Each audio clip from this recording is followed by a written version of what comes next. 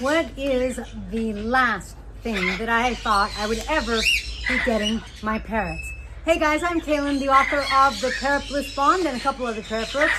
In today's video, I'm going to tell you about one big surprise for me for our big move. And that is something that I wound up having to get for my parrots. I have over 22 species of parrots. I love my parrots. They're my bliss. They make me happy. I want to help you have a blissful bond with your parrots. Let's get started. All right, so a part of our move was so that we would have room. I hope you guys can hear me okay. With the move, I haven't found the mic. So that we would have room so that the parrots could be outdoors. And right now they are outdoors. We're going to build a screen in here so that they're protected. So I was so happy because they have a space that's separate from ours. And that means that my house is staying clean and uneaten. But something did come and cause me to have to get something for my parrots. So I come out to the barn one night and lo and behold, I see something jump in the dark. I saw it with my flashlight and then I see it scoot out and I'm going, oh my God, there's a rat. And of course, where there's one rat, there's going to be more. And of course, the problem with rats is they can bite my parrots and they can spread disease. So just not a good thing in any way, shape or form.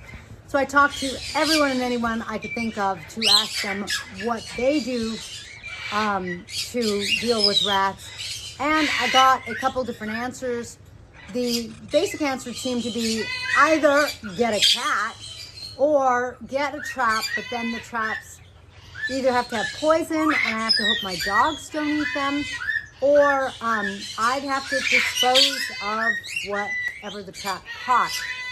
So I decided to go with cats. I never thought I would get cats for my parrots. Amazingly enough, the local rescues have working cats. A working cat is a cat that cannot be rehabilitated into a home, so adopted out, because they're a little more feral, they're not quite so friendly, and so instead they wind up going to places that need a mouser or a ratter kind of thing. So we went, we called several places, everyone was out, then we finally found one, and we got Tommy and Chester.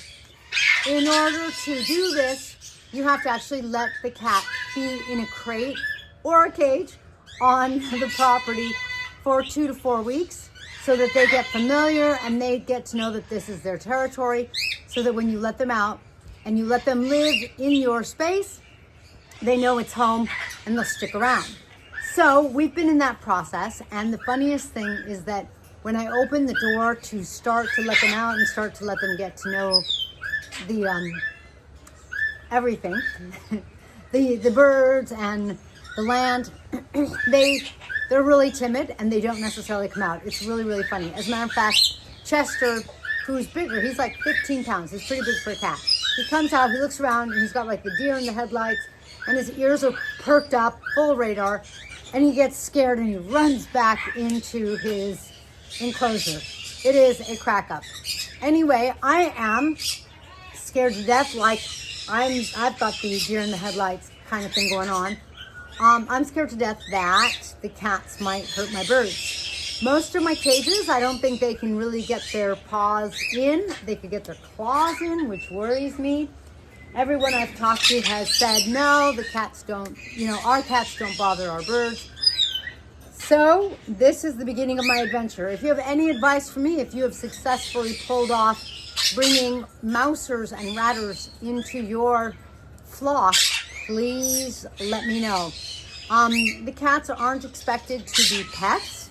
They're expected to be work cats, but I need to get a message to the cats that they're also protectors of the birds and they're not to harm the birds. So, I feel like I'm walking on thin ice, guys. All right, there's my update for you. I will catch you in the next feathered video.